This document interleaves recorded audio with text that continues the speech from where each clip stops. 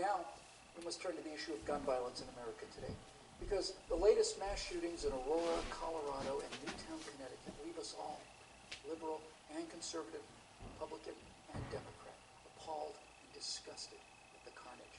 Now, some people, and that includes many of you in this room tonight, want to place the blame for this horror on things like 30-round magazines or semi-automatic rifles. We want to blame something, anything that we can control.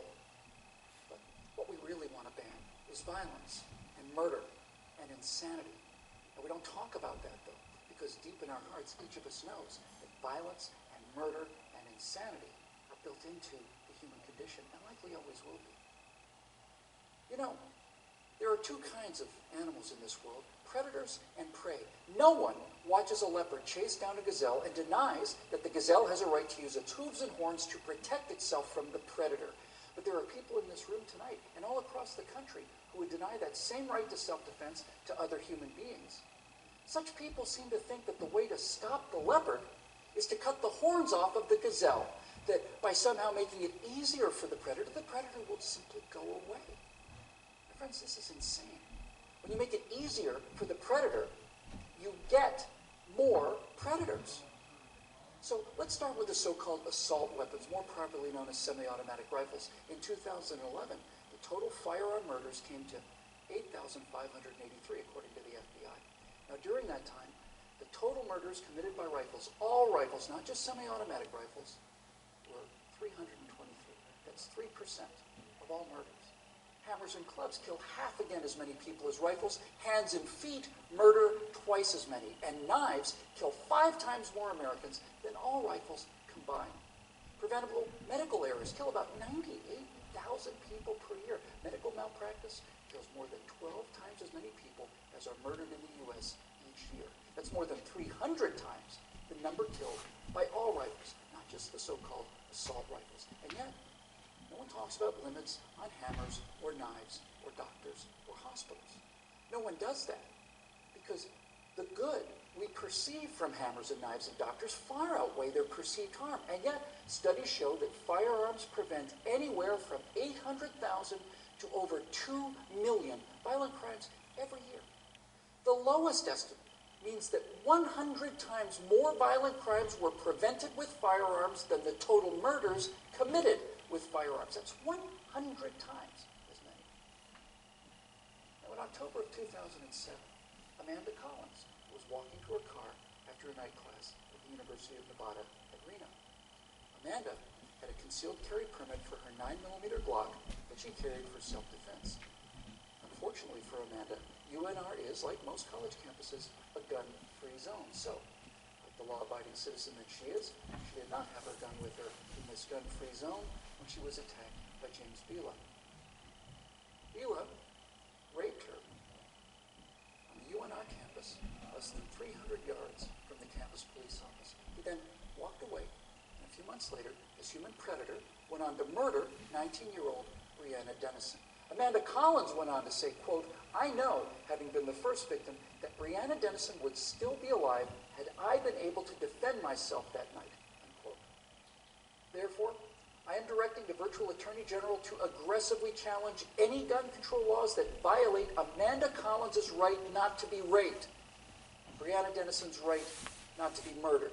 You're not forced to abandon your First Amendment right when you enter Chicago or New York, or your Fifth Amendment rights when you walk onto a college campus. As virtual president, I will veto on the spot, without hesitation, but with a great deal of pleasure, any and all attempts to destroy any of the Bill of Rights of the Constitution of the United States of America. Because, when it's all said and done, the Second Amendment to the Constitution is not there to protect us against criminals, and the people calling for gun control know this. That's why they want gun control instead of crime control. That's why they want laws that, at the stroke of a pen, turn law-abiding citizens into criminals.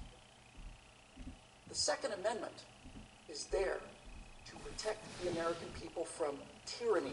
The Second Amendment is there to protect the American people from politicians. The Second Amendment is there to protect the American people from us. Now, some politicians claim America deserves a vote on this issue. Okay, let's have a vote. Those of you advocating infringement on the right of the people to keep and bear arms need to go to the American people with the 28th Amendment, which would simply read, the Second Amendment to the Constitution is hereby repealed. That would, for the first time, give you the legal authority to do what you have been doing and what you are trying to do now in direct violation of your oath of office to defend the entire Constitution of the United States, not just the parts you happen to approve of.